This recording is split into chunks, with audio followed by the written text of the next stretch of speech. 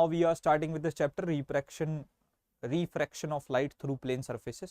ठीक है, इसके साथ में अपन स्टार्ट कर रहे हैं और एम ये है कि हम इसे जो है लमसम आधे घंटे में निपटा दे। थोड़ा सा बड़ा चैप्टर है क्योंकि, ठीक है। सो रिफ्रैक्शन ऑफ लाइट एग्जैक्टली होता क्या है, देखो अभी तक अपन लोग पढ़ते हुए आ रहे थे क्लास 9th में रिफ्लेक्शन, ठीक है, कि रिफ्लेक्शन हम लोग देखते थे क्या होता था कि एक मिरर होता था, ऐसा एक मिरर है, वहां पर उसकी एक नॉर्मल है, एक ऐसे इंसिडेंट रे गई और एक ऐसी रिफ्लेक्टेड रे निकल आई। अब लेकिन यहां पर हम लोग जो ना मीडियम ही स्विच करने की बात कर रहे हैं, ठीक है। अब तुम लोग बड़े हो गए हो, so if you guys will see, यहां पर से तुम देखते हो कुछ ऐसा सा सीन है जहां पर ये एक मीडियम वन है, ठीक है, जो इन्होंने बोल रखा है that this is air and this is glass. तो एयर से जो है हमने जब एक मतलब लाइट रे को लिया तो हमने उसे ग्लास के अंदर ट्रेवल करते हुए देखा, एक इंसिडेंट रे डाली, नॉर्मली रिफ्लेक्टेड रे तो निकल आई, लेकिन जब वो मिरर के अंदर गई, so we have seen that कि थोड़ी सी जो रे है वो बेंड तो हो गई टुवर्ड्स द नॉर्मल, लेकिन वो गई अंदर और ये हुई रिफ्रैक्टेड रे। तो रिफ्रैक्शन क्या होता है, it is a transfer of light from one medium to another. So when a ray of light travels from a denser medium, अब ये कुछ एक अलग ही फॉर्मेट बता रहे हैं, तो मैं तुम्हें बताता हूं तुम्हारे को इस चीज के लिए कि कब रे of light towards the normal bend होगी, कब रे ऑफ लाइट जो है away from the normal bend होगी। तो तुम उसके लिए बस एक चीज याद रख लो, R D T D R A, ठीक है। ये मेरे से पढ़ा हुआ हर एक बच्चा जानता है that what is R D T and what is D R A. So when a ray of light travels from a rarer medium to denser medium, ठीक है, हो जाएगी, ठीक है, और उसके बाद में जब वो डेंसर से रेयर मीडियम पे जाएगी तो वो away from the normal bend हो जाएगी, ठीक है। कुछ इस तरीके से इसका सिस्टम काम करता है। Like if you all see, एक डेंसर से रेयर जा रही है, so D R A away from the normal, तो तुम देख सकते हो अवे फ्रॉम द नॉर्मल होगी, ठीक है। अब उसके साथ साथ मैं तुमको बता दूं भाई, बहुत ज्यादा आपकी हेल्प हो जाएगी if you all like if you will just use these notes जो हमने बनाई है तुम्हारे लिए, e books the saviour of physics. इसका नाम ही बता देता है ये कितना तगड़ा काम कर रही है। 2000 से ज्यादा बच्चे इसको यूज कर रहे हैं, बहुत ही हाई एंड ग्राफिक नोट्स इसके अंदर डले हुए हैं। तुम्हारी ये बहुत ज्यादा हेल्प कर देगी, बहुत नेक्स्ट लेवल तुमको नोट्स मिल जाएंगे, प्लस उसके साथ साथ एज अ क्वेश्चन बैंक भी ये तुम्हारी बहुत ज्यादा हेल्प कर देगी। MCQs, numericals, short answer type of question, हर एक चीज हर एक चैप्टर पे अवेलेबल है। The pricing is also just 300 rupees which is highly affordable and it is listed on our website. इसकी लिंक डिस्क्रिप्शन बॉक्स में, तुम इसको अभी के अभी परचेज कर सकते हो, 1 मिनट में ये बुक तुमको मिल जाएगी। एंगल ऑफ इंसिडेंस, ठीक है, एंगल ऑफ इंसिडेंस क्या हो जाएगा, 0 हो जाएगा। तो हमारे को एंगल ऑफ रिफ्रैक्शन क्या मिल जाएगा, जल्दी से बता दो, 0 मिल जाएगा, ठीक है। तो इस केस में वी कैन सी दैट कि रिफ्रैक्टेड रे अनडेविएटेड पास की है, ठीक है।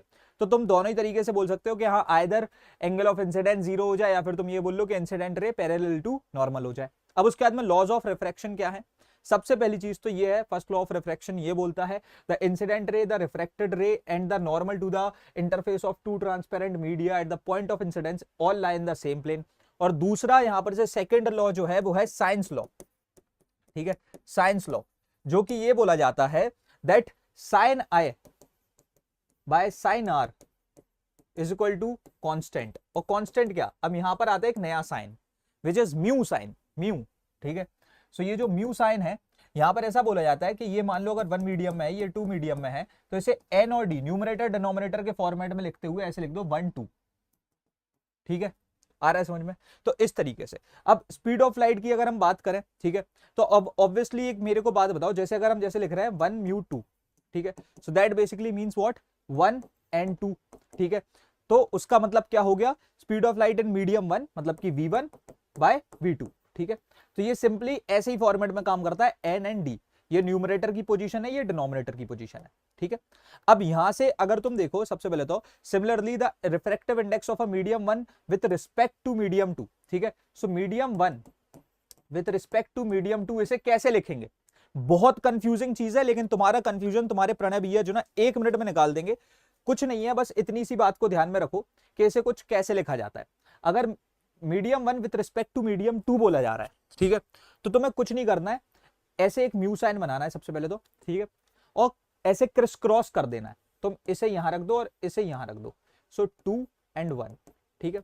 So medium 1 with respect to medium 2 कैसे लिखेंगे, हम कुछ ऐसे लिखेंगे 2 म्यू 1, तो which is basically equal to what v2 by v1, क्योंकि हम जानते हैं ये n और d के फॉर्मेट में होता है, ठीक है।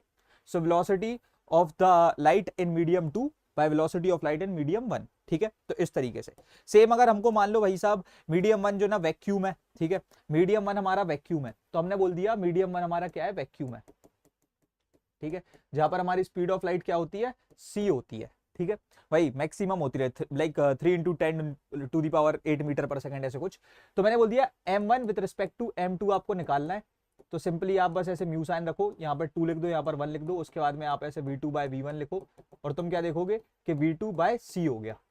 ठीक है, आ गया समझ में, कुछ इस तरीके से दिस वर्क्स। ठीक है, आ गया समझ में, तो ये ऐसे हमारा निकल आया, सही लिखा है v2/v1। एक second guys, if medium 1 is vacuum और एयर, अच्छा ये इन्होंने मीडियम 2 इज कंसिडर्ड, इन्होंने ऐसे यहाँ पर ऐसे लिख दिया था, ये कंफ्यूज नहीं होना कि भैया ये फिर उल्टा क्यों लिखा है, ये m2 with respect to m1 लिखा है, जो कि ऑब्वियसली इसका उल्टा ही होगा। ठीक है, अब उसके बाद में conditions for no change in direction of light ray on refraction. तो अगर मान लो वही चीज है कि हमारा एंगल ऑफ इंसिडेंस जो ना लेकर के 0 हो जाए, या फिर जो है the when the refractive index, अब ये जो रिफ्रैक्टिव इंडेक्स है भैया ये क्या लफड़ा है, पूरा चैप्टर इसी पे बेस्ड है। और ये है क्या, ये है तुम्हारा यही म्यू साइन। ठीक है, यही म्यू साइन। अगर मान लो ये दोनों के लिए सेम हो जाए, देखो रिफ्रैक्टिव इंडेक्स को तुम एक तरीके से ऐसे समझ लो कि जो हम ये रिफ्रैक्टिव इंडेक्स की बात कर रहे हैं, जो म्यू साइन है ये वाला, ठीक है, ये एग्जैक्टली है क्या, ये है ऑप्टिकल डेंसिटी। ठीक है, ये क्या है, ये है ऑप्टिकल डेंसिटी, मतलब कि कितनी डेंसिटी है of the optical particles in a medium. ठीक है, तो अब जैसे कि मैं तुमसे पूछूंगा, सिंपल सी बात बताना मुझे, एकदम सिंपल, कि मान लो एक सकरी गली है और एक बहुत चौड़ा हाईवे है, तुम तेज कहां पे चल सकते हो, तुम अपनी कार को कहां पर तेज चला सकते हो, बताओ। ऑब्वियसली भैया ये अगर हमारा एक डेंसर मीडियम है तो यहां पर हमारी स्पीड क्या होगी, कम होगी।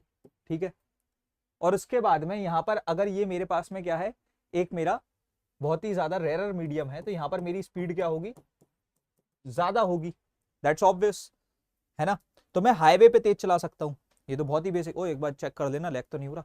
हाँ, so change in speed, direction and wavelength of light due to refraction. अब देखो इन्होंने 3 चीजें बोली हैं, speed, direction and wavelength of light due to refraction. तो मैं तुमसे बोलूंगा, अब सबसे पहले मेरे को एक बात बता दो, पॉसिबिलिटीज क्या है कि बॉडी जो है ना, सबसे पहले तो एक तो रेयर मीडियम से डेंसर मीडियम में जा सकती है। ठीक है, और फिर दूसरा जो है बॉडी डेंसर मीडियम से रेयर मीडियम में जा सकती है। तो मैं बोलूंगा दोनों ही की पॉसिबिलिटीज की बात कर लो। सबसे पहले तो स्पीड, अब भैया आप रेयर मीडियम से डेंसर मीडियम में जा रहे हो, तो इस केस में बताओ, आप एक बहुत ही ज्यादा बड़े हाईवे से एक गली में जा रहे हो, तो स्पीड क्या होगी, कम हो जाएगी या बढ़ जाएगी, ऑब्वियसली भैया स्पीड घट जाएगी, तो स्पीड हमारी कम हो जाएगी। डायरेक्शन हम जानते ही है भाई भैया आर डी, तो ये टुवर्ड्स द नॉर्मल हो जाएगी, है ना। उसके बाद में भैया वेवलेंथ, अब वेवलेंथ का क्या लफड़ा है बताओ। देखो मैं सीधी सीधी बात बताऊंगा, तुम ये चीज जानते हो, wavelength is basically a kind of a distance. ठीक है, सो वेवलेंथ एक तरीके से डिस्टेंस हो गया, and distance is directly proportional to speed, तो यहां पर हमारी वेवलेंथ भी, जिसको हम लैम्डा साइन के थ्रू रिप्रेजेंट करते हैं, वो भी घट जाएगी। अब अगर हम लोग डेंसर से रेयर में जा रहे होते तो हमारी स्पीड बढ़ जाती, डी आर ए होता है तो अवे फ्रॉम द नॉर्मल हो जाएगा। उसके बाद में हमारा जो लैम्डा है वो इंक्रीज हो जाएगा क्योंकि स्पीड बढ़ रही है। तो ये बहुत ही इतनी बड़ी चीज को अपन ने जस्ट इतने से पोर्शन में निपटा दिया, और आई वांट कि तुम्हारे नोट्स में ये सारी चीजें जा रही हूं। अब इसके बाद में आगे बढ़ते हैं। So factors affecting the refractive index of a medium, क्या क्या अफेक्ट करता है। So first of all nature of the medium affect करता है, its optical density, smaller the speed of light in a medium relative to air, higher is the refractive index, क्योंकि भीड़ ज्यादा होगी, समझ रहे हो। तो जितना ज्यादा मीडियम डेंसर होगा उतना ज्यादा उसका आरआई ज्यादा होगा, और जितना ज्यादा मीडियम डेंसर होगा उतनी ही उसकी स्पीड कम हो जाएगी रे ऑफ लाइट की उसमें ट्रेवल करने के लिए। उसके बाद में भैया कुछ फिजिकल कंडीशंस भी मैटर करती हैं, जैसे कि टेम्परेचर। टेम्परेचर ऑब्वियसली जब काइनेटिक एनर्जी को इंक्रीज कर देता है तो भैया स्पीड को भी इंक्रीज कर देगा।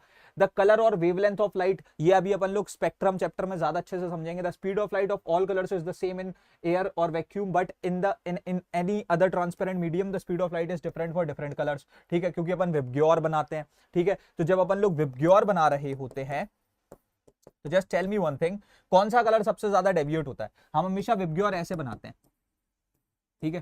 तो अगर व्हाइट लाइट स्कैटर होके ऐसे ऐसे ऐसे करके बन रही है तो ऑब्वियसली भैया वायलेट का जो ना लेकर के सबसे ज्यादा डेविएशन हो रहा है। ठीक है। तो डेविएशन का एंगल कौन सा होता है, इसको यूज करते हैं अपन, तो इसका डेविएशन सबसे ज्यादा है, इसका ये सिंबल हो गया, और इसका डेविएशन सबसे कम है।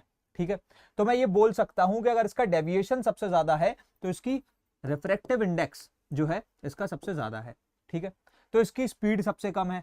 ठीक है, जो इसकी स्पीड है वो सबसे कम है। सेम इधर के लिए मैं बोल सकता हूं कि इसका जो ना रिफ्रैक्टिव इंडेक्स सबसे कम है और इसकी स्पीड जो है वो सबसे ज्यादा है। ठीक है, समझ गए। सो therefore the refractive index of a medium is more for violet light and less for red light, thus the refractive index of a medium increases with the decrease in wavelength। समझ गए। तो ये जो रिलेशंस है ना, जो inverse और direct relations है, ये तुम्हें याद रखने हैं। अब इसके बाद आ जाता है principle of reversibility of the path of light. ठीक है, so according to this principle, अच्छा those who are learning this chapter for a very first time, मैं तुमको बता दूं मेरे डिटेल्ड लेक्चर्स भी यूट्यूब पर अवेलेबल हैं। अभी हम थोड़ा जल्दी में चल रहे होंगे तो तुम्हें ऐसा लग रहा होगा कि भैया एकदम डिटेल में तो जा ही नहीं रहा है। मैं जितना ज्यादा जरूरी है उतना ज्यादा करते चल रहा हूं, लेकिन again if you want it in like more detail तो तुम मेरे वीडियोस को जाकर के देख सकते हो। मेरे सीधा वो 8 घंटे वाला मैराथन उठा लेना, वो ज्यादा बढ़िया होगा अगर डिटेल में पढ़ना है तो। So according to this principle the path of light ray is reversible. Obviously होता है, क्यों होता है? अब यहां से अगर तुम इसे देखो, ठीक है, तो अगर मैं यहां पर इस तरीके से बात करूं m1 with respect to m2, ठीक है, तो मेरी ये इंसिडेंट रे हो गई, ये मेरी रिफ्लेक्टेड रे हो गई। ऑब्वियसली यहां पर तुम देख रहे हो ये हमें लाइक हल्की सी टुवर्ड्स द नॉर्मल बेंड हो गई, तो मैं बोल सकता हूं कि ये मेरा रेयर मीडियम होगा, ये मेरा डेंसर मीडियम होगा, तब ये टुवर्ड्स द नॉर्मल बेंड हो गई हल्की सी। अब मैं अगर इसे इंसिडेंट रे मान लूं, इसे मैं इंसिडेंट रे मान लूं, तो ऑब्वियसली अगर मैं डेंसर से रेयर जाता हूं तो रे ऑफ लाइट के साथ क्या होगा, जल्दी से बता दो। डी आर, जल्दी बताओ, आई just want it in the chat, जल्दी से बता दो। अगर मैं डेंसर से रेयर मीडियम जा रहा हूं तो क्या होगा, अवे फ्रॉम द नॉर्मल हो जाएगी, है ना। तो ये अवे फ्रॉम द नॉर्मल हो जाएगी, और अगर ये अवे फ्रॉम द नॉर्मल हो जाएगी सो इट्स ऑब्वियस कि भैया जो पाथ है वो रिवर्सिबल है। ठीक है, आ रहा है समझ में, पाथ क्या है, रिवर्सिबल है, क्योंकि यहां से भी अगर तुम देखो 1 μ2 को हम लोग क्या लिखते हैं, यहां से μ2 by μ1 which is basically equal to sin i by sin r and v1 by v2। ठीक है, यही लिखते हैं, तो ये पाथ रिवर्सिबल होता है। ठीक है, अगर तुम इसे उल्टा भी कर दो तो ये वही सेम ही आएगा, बस रिवर्सिबल होगा। ठीक है, आ रहा है समझ में। और ये चीज तुमने कैसे निकाली कि अगर मान लो भैया हम लोग 1 μ2 कर रहे होते और अगर हम लोग 2 μ1 कर रहे होते, ठीक है, तो हम जानते हैं यहां पर हमारे पास क्या होता है, यहां पर हमारे पास v1 बाय v2 होता, इधर पे हमारे पास v2 बाय v1 होता, और अगर उनको हम मल्टीप्लाई करा दे तो हमारे पास एट लास्ट 1 बचेगा। ठीक है, सिंपल है एकदम। चलो बहुत बढ़िया, अब आगे बढ़ते हैं। Refraction of light through a rectangular glass block, मतलब कि ये आ गया अब तुम्हारा ग्लास स्लैब एक्सपेरिमेंट। ठीक है, तो यहां पर हमने क्या देखा, यहां पर हमने देखा कि जब हमने एक इंसिडेंट रे डाली, ठीक है, तो ये फर्स्ट ऑफ ऑल एक रेयर मीडियम है, ये एक डेंसर मीडियम है, और ये बाहर भी रेयर मीडियम में ही निकल रही है। ठीक है, तो हमने यहां पर क्या चीज को नोटिस किया कि जब ये आर से डी गई, मतलब obviously towards the normal bend हो गई, लेकिन ये वापस जब डी से आर आई तो ये बाहर को हो गई। अब हमने क्या देखा कि अगर हम इंसिडेंट रे को अनडेविएटेड पास कराते तो ये होती है हमारी इंसिडेंट रे प्रोड्यूस्ड फॉरवर्ड, और ये जो हमारी इमर्जेंट रे बाहर निकली, ये दोनों आपस में कैसी निकली, पैरेलल निकली। ठीक है, और ये ऑब्वियसली होना ही होना था क्योंकि ये आ तो बाहर सेम ही मीडियम में रही थी, तो ये पैरेलल हो गई। लेकिन बीच में एक शिफ्ट आ गया, और ये शिफ्ट किस वजह से आया, जल्दी से बता दो।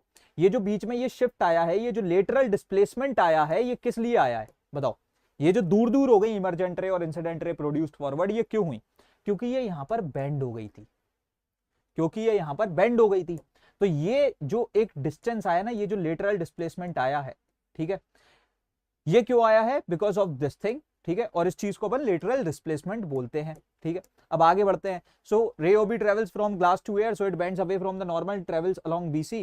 The ray AO is called the incident ray, OB the refracted ray and BC the emergent ray. ठीक है, और ये दोनों आपस में पैरेलल हो जाएंगी। अब ये जो लेटरल डिस्प्लेसमेंट की हम बात कर रहे हैं, ये क्या चीज है, due to the refraction of light through a parallel sided glass block, the angle of incidence is equal to the angle of emergence. ठीक है, so the incident ray AO and the emergent ray are parallel, but they are not along the same line and they have a lateral displacement in between. So the emergent ray is laterally displaced from the path of the incident ray. The path of the incident ray AO in the absence of a glass block is shown by the dotted line OD. ठीक है, और ये जो perpendicular distance आ रहा है इनके बीच में, इसको हम लेटरल डिस्प्लेसमेंट बोलते हैं। अब इसके बाद आ जाता है तुम्हारा नया ही कॉन्सेप्ट, प्रिज्म। ठीक है, तो अब भैया ये प्रिज्म क्या होता है। अब प्रिज्म देखो यार क्या होता है ना, एक ऐसे ट्रायंगुलर शेप में, ठीक है, ये एक ट्रायंगुलर शेप हो गया, 3D है फर्स्ट ऑफ ऑल, ठीक है, ये एक ट्रायंगुलर शेप में एक ऐसा ग्लास ही होता है, एक मिरर ही होता है, ठीक है, जिसमें से ये एक इसका रिफ्रैक्टिंग सरफेस होता है, ये एक रिफ्रैक्टिंग सरफेस होता है, ये बेस होता है और ये एंगल ऑफ प्रिज्म होता है, ठीक है, सिंपल सिंपल सारी चीजें समझ गए। So a prism is a 5 sided transparent medium with a triangular cross section, ठीक है, इसके जो अपोजिट दो ऐसे साइड्स हैं ये रिफ्रैक्टिंग सरफेस लाइक सरफेसेस हैं, ठीक है, a prism is a like transparent refracting medium bounded by 5 plane surfaces inclined at some angles, the 2 rectangular plane inclined surfaces through which the light passes are called refracting surfaces, और उसके बाद में the angle between the 2 refracting surfaces उसको हम बोल देते हैं angle of prism, ठीक है, और बीच में जो है उनका बेस होता है, ये सारी चीजें तो अपन समझ ही चुके हैं। अब उसके बाद में अगर हम आगे बढ़ते हैं तो जैसे कि मैं बता दूं यहां पर से वही चीज कि ये एक रिफ्लेक्टेड सरफेस हो गया, ये हो गया, ये एंगल ऑफ प्रिज्म हो गया, ये बेस हो गया और ये एज हो गई, ठीक है। अब इसके बाद में रिफ्रैक्शन भैया इसके अंदर कैसे होगा, अब देखो भाई मेरे, मैं आपको पहले से या तो ये कह लो कि एक नोटिफिकेशन दे रहा हूं, मतलब नोटिफाई कर रहा हूं, या फिर ये समझ लो कि वार्न कर रहा हूं कि भाई देखो ये चीज जो ना बहुत सारे बच्चों के दिमाग से उड़ जाती है, and if you have studied it before, तुम जानते हो कि ये भाई बहुत बच्चों के दिमाग से उड़ जाती है, ठीक है।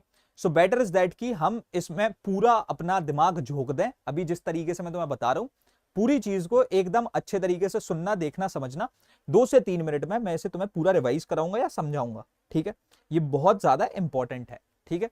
अब यहां से देख लो सबसे पहले तो कि हमने एक इंसिडेंट रे डाली, ठीक है, अब हमने सबसे पहले कोई चीज पर ध्यान नहीं दिया, just look at this blue रे जो कि ऐसे निकल चुकी है, and which is the obviously incident ray produced forward, ठीक है। अब ये ऑब्वियसली देखो यहां पर से टुवर्ड्स द नॉर्मल बेंड हो गई, ठीक है, क्योंकि ये रेरर मीडियम था, ये डेंसर मीडियम है, ये रेरर मीडियम है, और उसके बाद में ये इमरजेंट रे हमारी निकल आई, ठीक है। अब हमने क्या किया, अगर इमरजेंट रे को प्रोड्यूस बैकवर्ड किया, ठीक है, तो यहां पर से हमारी किन किन के बीच में एंगल ऑफ डेविएशन बन रहा है, पहले पकड़ लेना इस बात को, किन किन के बीच में बन रहा है, एक तो incident ray produced forward and emergent ray produced backward, ठीक है। तो इन दोनों के बीच में बनता है तुम्हारा क्या, बता दो जल्दी से, एंगल ऑफ डेविएशन। अब भैया इनकी कैलकुलेशन, इनके फॉर्मूलाज क्या हैं, क्योंकि इसकी डेरिवेशन तो भैया पूछी जाती है, तो मैं सबसे पहले बोलूंगा कुछ नहीं करो, ठीक है, तुम यहां से देखते चलो, मैं तुम्हें सारी चीजें सिखाता चलूंगा।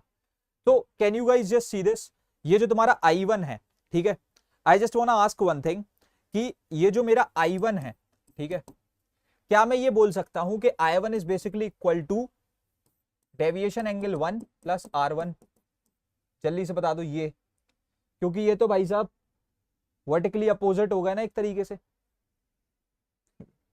बताओ ये बात समझते हो, that I1 is basically equal to deviation 1 and R1 plus R1 मतलब है, ठीक है। सेम मैं बोल सकता हूं कि भैया मेरा I2, ठीक है, ये किसके बराबर है, डेविएशन 2 प्लस R2 के बराबर, बिल्कुल सही है। अब मैं एक चीज और पूछूंगा तुमसे कि मुझे एक बात बताओ, अगर मैं यहां पर से डेविएशन एंगल 1 और डेविएशन एंगल 2 को उठा लूं, so can I just say that कि यहां पर से ये जो एंगल होगा ये, ठीक है, ये वाला जो एंगल होगा, ठीक है, ये कितना होगा, 180 माइनस डेविएशन होगा, ठीक है। तो क्या मैं ये बोल सकता हूं कि मेरा deviation angle 1 plus deviation angle 2 plus 180 minus deviation is equal to 180, तो मैंने बोला अगर इधर से इनको हटा दो तो ये क्या हो जाएगा, deviation 1 deviation 2 is basically equal to deviation angle, बात बिल्कुल सही है भैया। तो हमने एक और चीज को निकाल लिया, हमारे पास में अब एक और इंफॉर्मेशन आ चुकी है, ठीक है, और यहां पर हमने देख लिया कि ये दोनों एंगल्स इसके बराबर हो गए, इनका सम इसके बराबर हो गया, ठीक है। अब बता दो कहां पर इंफॉर्मेशन की कमी पड़ रही है, बताओ, और कुछ रह जा रहा है, हाँ बिल्कुल रह जा रहा है। अच्छा ये एंगल, एक सेकंड रुकना, ये हमारा ए है, ये तो हमें पता ही है, कोई तो एक एंगल होगा ऐसा जो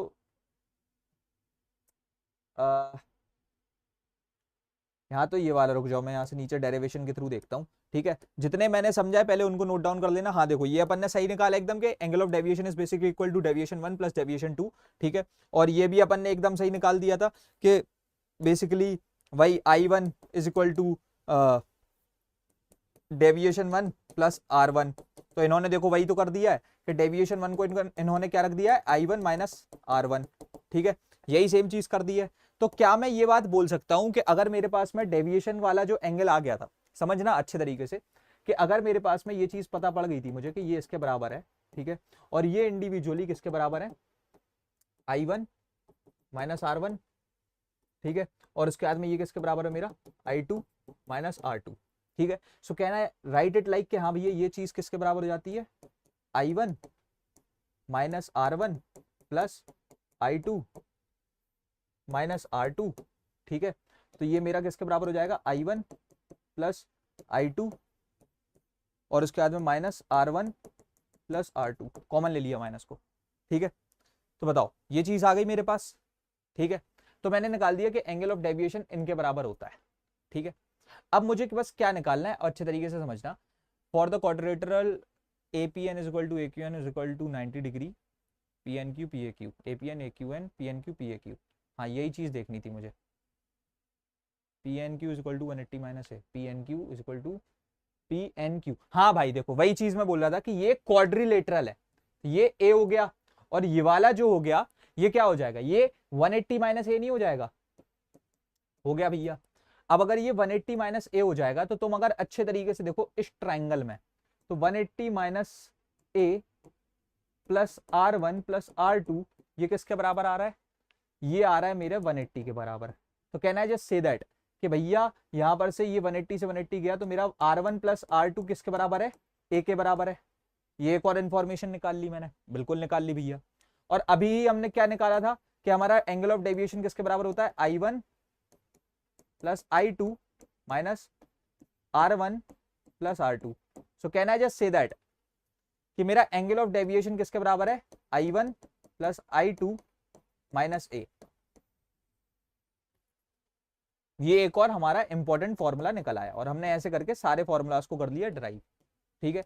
तो ये चीजों को प्लीज मेरे भाई याद रखें आप, बहुत ज्यादा जरूरी है ये, ठीक है।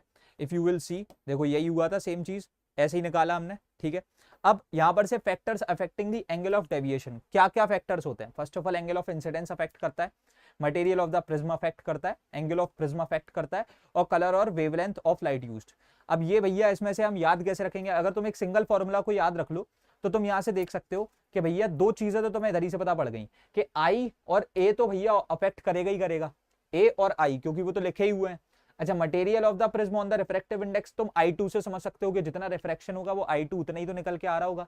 और कलर और वेवलेंथ तो हमें पता ही है कि भैया विबग्योर के हिसाब से वायलेट और रेड अलग अलग तरीके से डेविएट होते हैं। अब आ जाता है तुम्हारा एक नया ही concept, real depth and apparent depth, ठीक है। तो आरडी और एडी क्या होती है, देखो RD is the actual actual depth, और अपेरेंट डेप्थ क्या होती है कि जो हमारी नेकेड आईज को दिखती है, ठीक है। आ रहा है समझ में, जो हमें समझ में आती है कि इतनी ऊपर है, ठीक है। अब यहां से जो ना अगर तुम देखते हो, हमने क्या करना है, सिंपली निकालने के लिए क्या, हमारी अपेरेंट डेप्थ, ठीक है, वो हम क्या करेंगे, एक पहले तो यहां पर से undeviated like parallel to normal हम एक रे डाल देंगे, और दूसरी हमारी आई से निकली जो कि तुम जानते हो ऐसे डेविएट होकर यहां जाती, लेकिन अगर लाइक अनडेविएटेड पास करती तो यहां पर पॉइंट पे टच करती। तो ये हो गई हमारी अपेरेंट डेप्थ, ठीक है। अब ये जो इतना आया इसको हम बोलते हैं शिफ्ट, ठीक है, इसको हम क्या बोलते हैं, शिफ्ट। और इसका फॉर्मूला क्या है, ठीक है। अब ऑब्वियसली भैया R D minus A D करोगे तो वो शिफ्ट आ जाएगा, या फिर सिंपली बोल दो कि R D is equal to shift plus A D, ठीक है। तो ये तो बात है, लेकिन एक और बहुत इंपॉर्टेंट फॉर्मूला होता है, ठीक है, जो कि मैं तुम्हें बताता हूं कैसे ड्राइव हुआ है, जो कि तुम्हारा होता है कि अगर इसमें तुम म्यू निकालने जाओगे, मतलब रिफ्रैक्टिव इंडेक्स निकालने जाओगे, तो वो हो जाएगा तुम्हारा R D by A D. इस चीज को याद रखना, ये दो बहुत ही इंपॉर्टेंट फॉर्मूलाज हैं, ठीक है। और सिंस हमारा ये चीज पे भैया अगर इस बार कॉम्पिटेंसी बेस्ड क्वेश्चन आ रहे हैं, इस पर सवाल बनेगा, प्लीज इस चीज को देख लो, बहुत इंपॉर्टेंट है। दैट शिफ्ट क्या है हमारी, R D minus A D है, ठीक है। एंड वी नो दैट कि हमारा म्यू क्या होता है, R D by A D होता है, ठीक है। तो इस चीज को याद रखना कि ये एक बहुत ही इंपॉर्टेंट फॉर्मूला है कि भैया हमने शिफ्ट को कैसे रख दिया है, shift is equal to what, R D into what, 1 minus 1 by mu, ठीक है। इस चीज को एकदम याद रख लेना, और ये बहुत ज्यादा जरूरी है। And even though if you want तो मैं इसको तुम्हारे लिए एक बार ओपन भी कर सकता हूँ इस पूरे फॉर्मूला को, क्योंकि ये क्या बनेगा, ये at last R D minus are D by mu बनेगा, ठीक है। और अगर हम म्यू को एक्सपेंड करते हैं तो म्यू क्या होता है मेरा, R D by A D होता है, ठीक है, R D by A D, ठीक है। एट लास्ट मुझे शिफ्ट चाहिए, ठीक है, तो मुझे शिफ्ट के लिए यहाँ पर से क्या निकालना है, इस चीज को ए डी बनाना है, क्योंकि ये तो ऑलरेडी आर डी है ही, और ये अगर कट जाएगा, ठीक है, ये बेसिकली कटेगा भी ऐसे ही, ठीक है, कि ये एट लास्ट क्या हो जाएगा, A D into R D by R D, और ये तो कट गया आपस में, तो मेरे पास क्या हुआ, आर डी माइनस ए डी, ठीक है। ये चीज को बिल्कुल याद रख लेना। अब उसके बाद में consequences of refraction of light क्या क्या होते हैं। सबसे पहले तो देख लो तुम, star twinkle appears to twinkle in the sky, ये क्यों होता है, star twinkles on account of atmospheric refraction, starlight undergoes refraction many times before reaching the earth, और इसी वजह से वो हमें ट्विंकल करते हुए दिखाई देते हैं, ठीक है। और जो हमारी अपेरेंट स्टार पोजीशन होती है वो ये होती है, लेकिन actual star position it's like वही सेम चीज ही है, वही सेम ही कॉन्सेप्ट है, ठीक है। तो ये वाली चीज जो है लेकर के हमें समझ में आ सकती है। अच्छा, ऑब्जर्वर के हिसाब से देखो सन की पोजीशन क्या है, यहाँ पर देखो अपेरेंट पोजीशन ऑफ द सन ये होती है, लेकिन होराइजन के हिसाब से वो होता है यहाँ पे, तो हमें कुछ ऐसा दिख रहा होता है बिकॉज ऑफ रिफ्रैक्शन, ठीक है। अब उसके बाद में आ जाते हैं भैया क्रिटिकल एंगल पे। तो भैया क्रिटिकल एंगल क्या होता है, so what is critical angle, ठीक है। So it is the angle of incidence in the denser medium corresponding to which the angle of refraction in the rarer medium is 90 degree. अब अगर तुम एकदम बात को पकड़ लो, ठीक है, तुम एकदम बात को पकड़ लो, तो तुम यहां पर क्या देख पा रहे हो कि ये बोलना चाह रहे हैं कि डेंसर मीडियम में अगर हमारा एंगल ऑफ इंसिडेंस जो है क्रिटिकल एंगल के बराबर हो जाए, तो इसके करस्पॉन्डिंग रेरर मीडियम में, इसके करस्पॉन्डिंग रेरर मीडियम में जो एंगल ऑफ रिफ्रैक्शन होगा वो तो 101% 90 डिग्री होगा। समझ रहे हो, अगर हमारा angle of incidence exactly equal to critical angle हो जाए, तो उसके करस्पॉन्डिंग रेयरर मीडियम में एंगल ऑफ रिफ्रैक्शन तो 90 डिग्री होगा। समझ में आ गई वाली बात, ठीक है, बहुत सिंपल सी है। तो यहां पर से when the angle of incidence जो ना लेकर के स्मॉल होता है, देखो इसकी तीन पॉसिबिलिटीज हो सकती हैं। It is the angle of incidence in the denser medium corresponding to which the angle of refraction in the rarer medium is 90 degree. So when the angle of incidence अगर वो क्रिटिकल एंगल से छोटा है, एक ये possibility हो सकती है, when the angle of incidence is equal to the critical angle, ये पॉसिबिलिटी हो सकती है। ये सारी पॉसिबिलिटी अभी अपन टोटल इंटरनल रिफ्लेक्शन वाले पोर्शन में जो ना समझेंगे, ठीक है। सो अब आ जाते हैं सबसे पहले तो critical angle and refractive index, ठीक है, कैसे निकाला जाता है। अब इन सबको साइड रखते हुए हमें ये समझ में आता है कि कुछ इस तरीके से, क्योंकि ये जरूरी है नहीं ना, तुम्हारे एग्जाम में पूछा जाएगा, ठीक है। तुम्हारा क्रिटिकल एंगल जो होता है, ठीक है, वो कैलकुलेट किया जाता है। एंड मे आई नो कि ग्लास के लिए क्रिटिकल एंगल क्या होता है, क्योंकि सबसे ज्यादा उसी का पूछा जाएगा। What is the critical angle of a glass, बताओ। तो अब आते हैं 42 डिग्री, सही बताया तुम लोगों ने एकदम, ठीक है। अब factors affecting the critical angle, तो सबसे पहली बात तो कलर्स, जो वेवलेंथ होती है, क्योंकि ऑब्वियसली रेड कलर की वेवलेंथ सबसे ज्यादा है, वायलेट की सबसे कम है। So the refractive index of a transparent medium is most for violet light, ठीक है। जो रिफ्रैक्टिव इंडेक्स होता है वो वायलेट लाइट के लिए सबसे ज्यादा है, and we know that least for the red light, therefore the critical angle for a pair of media is least for the violet light. तो हम यहां से एक बात समझ गए, क्रिटिकल एंगल जो है ये इनवर्सली प्रोपोर्शनल है टू रिफ्रैक्टिव इंडेक्स, ठीक है।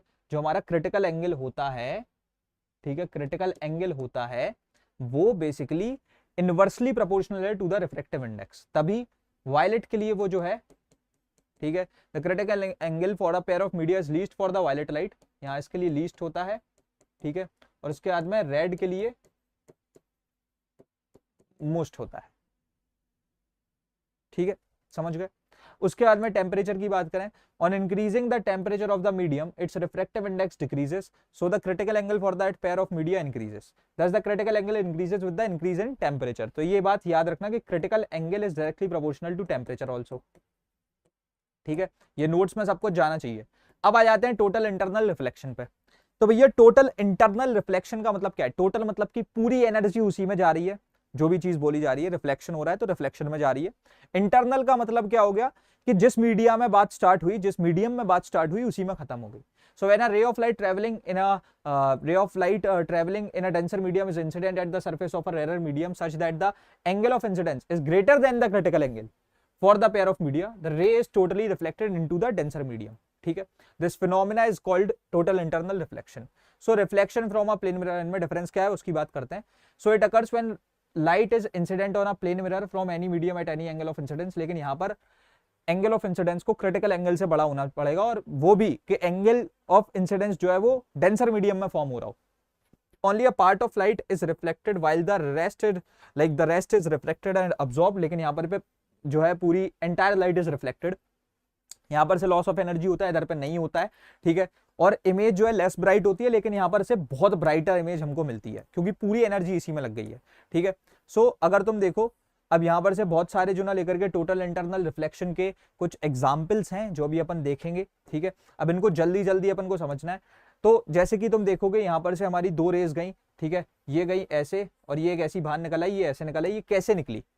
अब ये फर्स्ट ऑफ ऑल इस पोर्शन के लिए, ये जो मिरर का ये वाला पोर्शन है इसके लिए नॉर्मल हो गई, तो अनडेविएटेड पास कर गई because this was parallel to normal. अब ये 90 डिग्री हो गया, ये 45, तो ये भी 45 हो जाएगा। तो सेम यहां पर से 90 डिग्री से ऐसे देखो, ये 45, इसके नॉर्मल से ये 45 डिग्री का एंगल बना, ठीक है, बना। तो ऐसे ही 45 डिग्री पे ऐसे रिफ्लेक्ट कर दो, क्योंकि ऑब्वियसली वी नो दैट कि भैया एंगल ऑफ इंसिडेंस जो है ना एंगल ऑफ रिफ्लेक्शन के बराबर ही हो, मतलब रिफ्लेक्शन के बराबर होगा, ठीक है। अब ये ऐसे सीधे आके बाहर निकल गई because this was parallel to normal and same goes for this ray as well, ठीक है। अब इस वाले इसमें आते हैं, इसमें क्या हुआ, ये ऑब्जेक्ट है क्यू पी, ठीक है, तुम देख सकते हो इन्वर्टेड इमेज मिली है पी क्यू, ठीक है। अब यहाँ हुआ क्या, ये ऐसे ऊपर गई, अनडेविएटेड पास करी, this was 45, this was 90, this was again 45, normal ऐसे हमने बनाया। अब यहाँ पर से 45 डिग्री बन रहा था, तो ये एक और 45 डिग्री बन के ऐसे सीधे गई, इधर पे स्ट्राइक करी, अगेन तुम देख सकते हो 45 के थ्रू ऐसे रिफ्रैक्ट करके बाहर निकल आई। Same thing which happened before, ठीक है। तो ये रे को तुम्हें ट्रेवल कराना सीखना पड़ेगा, क्योंकि 1, 3 या 4 मार्क का क्वेश्चन इस पे आ रहा होगा। उसके बाद में to erect an inverted image without deviation, ये कैसे होता है, इरेक्ट कैसे करा उसे हम विदाउट डेविएशन। सबसे पहले तो ये हमारा एक, तुम देख सकते हो इधर पे कोई एंगल्स की वो नहीं है, इसे तुम्हें थोड़ा सा याद रखना पड़ेगा, मेमोराइज करना पड़ेगा। तुम देख सकते हो नॉर्मल के हिसाब से ये बेंड करी, फिर जब ये लाइक तुम देखो ये एंगल ऑफ इंसिडेंस हो गया इस जगह पे, तो रिफ्लेक्शन एंगल बराबर ही होगा। जब ये यहाँ पर स्ट्राइक करी, सो तुम्हें बस इतनी बात समझनी है कि ये सेम इधर से ये यहाँ पर पैरेलल फैच आउट हुई, ठीक है। ये बात बस अपन को समझनी है और इस तरीके का एक इन्वर्जन भी क्रिएट करना है कि P यहाँ पर ऊपर था, तो यहाँ पर से P की जो रे है वो नीचे आ जानी चाहिए, ठीक है। आगे समझ में। अब उसके बाद में ऊपर बढ़ते हैं। So total internal reflection through a prism with each angle 60 degree, ठीक है। तो कोई इक्वेटोरियल प्रिज्म है अगर हमारे पास, अब देख सकते हो तुम, बहुत भसड़ तो मच रखी है इसमें, लेकिन कोई दिक्कत वाली बात नहीं है, अपन आराम से देखेंगे। यहाँ से एक इंसिडेंट रह गई 90 डिग्री थी, तो यहाँ पर सीधी आकर के स्ट्राइक करी बिकॉज दिस वाज 90 डिग्री, 60 30, तो ये अगर 30 डिग्री है ये 60 डिग्री हो जाएगा, ठीक है, ऑब्वियसली। और ये नॉर्मल के साथ में 60 डिग्री बना रहा है, तो ये भी 60 डिग्री बना के बाहर, सिंपल, ठीक है। अब इसके बाद में इधर पे आते हैं, इसको देखते हैं अपन, ठीक है। ये थोड़ी सी कठिन है, this one is like a bit tough. ये 90 डिग्री होगा, ये 30 डिग्री हो जाएगा, तो मेरा यहाँ पर से नॉर्मल के साथ एंगल ऑफ इंसिडेंस हो जाएगा 60 डिग्री, 60 डिग्री का एंगल ऑफ रिफ्लेक्शन ऐसे गया, ठीक है। अब ये कैसे डेविएट हो रहा होगा, नॉर्मल ये है 30 डिग्री का, ये है, तो यहाँ से ये इस तरीके से बाहर निकल आया, ठीक है। तो वो तुम कैसे भी बाहर निकाल सकते हो, no one notices, like no one notices. मैं यस, अरे वो गला सूखने की वजह से होता है भाई, दैट्स नॉर्मल, हाँ, ठीक है। तो ये इस तरीके से बाहर निकल आई और उसे कोई इतना लाइक नोटिस नहीं करता है, ठीक है। अब यहां से आ जाते हैं incident normally on face A B. ये तो भाई बहुत ही सिंपल है यार, तुम देखो यहाँ से सीधी ऐसे अनडेविएटेड पास करी, 30, ये 90 था, ये 60 हो जाता, 30 के हिसाब से एंगल बना और ये बाहर निकल आई। अब ये तुम देख रहे हो, ये इस रे को, इतने पोर्शन को कोई इतना नोटिस नहीं करता है, and that is what I was trying to say, that no one notices it that much, वो आराम से तुम कर सकते हो, ठीक है। सेम यहाँ पर से भी वही सेम सीन है, ठीक है। इधर पे भी ऑलमोस्ट थोड़ी सी चलो कठिन दिख रही होगी, तो मैं समझा दूं, कुछ नहीं है ज्यादा। इधर से रे ऑफ लाइट गई, अब ऑब्वियसली इसके नॉर्मल है तो अनडेविएटेड पास की, 60, दिस इज 90, दिस इज 30, तो यहाँ पर से नॉर्मल के साथ में एंगल बना 60, तो अगर अगेन 60 पे रिफ्लेक्ट आउट हो गई। अब ये ऐसे देख सकते हो तुम, अगेन भाई वैसी की वैसी पास कर जाएगी, थोड़ी सी बस इतनी बात को याद रखना है that this is the rare medium, this is a denser medium, तो हमें अवे फ्रॉम द नॉर्मल निकालना है, ठीक है। तो थोड़ा सा एंगल ऑफ रिफ्रैक्शन को बढ़ा देना है, ठीक है। अब कॉन्सिक्वेंसेस क्या क्या होते हैं भैया टोटल इंटरनल रिफ्लेक्शन के, a phenomena called mirage, mirage जो भी बोलते हैं, is observed on a hot dry day. In this phenomena pool of water is observed on a road in front of a driver at some distance, और वो क्यों होता है, because of total internal reflection, ठीक है। उसके बाद में a crack in glass is often seen shining like a mirror, ठीक है। तो वो भी चीज होती है because of total internal reflection, क्योंकि ये यहाँ पर एनर्जी पूरी तरीके से जो ना इसी एक ही चीज पे जा रही होती है, so it is much much much brighter, तभी हमें ये सारी चीजें दिखती हैं, ठीक है। उसके बाद में जो ऑप्टिकल फाइबर होता है ना वो भी इसी के सेम चीज पे काम करता है। जो जियो फाइबर लगे हुए होते हैं ना घर में, वो भी सेम इसी ऑप्टिकल फाइबर पे ही काम कर रहे होते हैं। ठीक है, अब उसके बाद में आगे बढ़ते हैं and now we are done with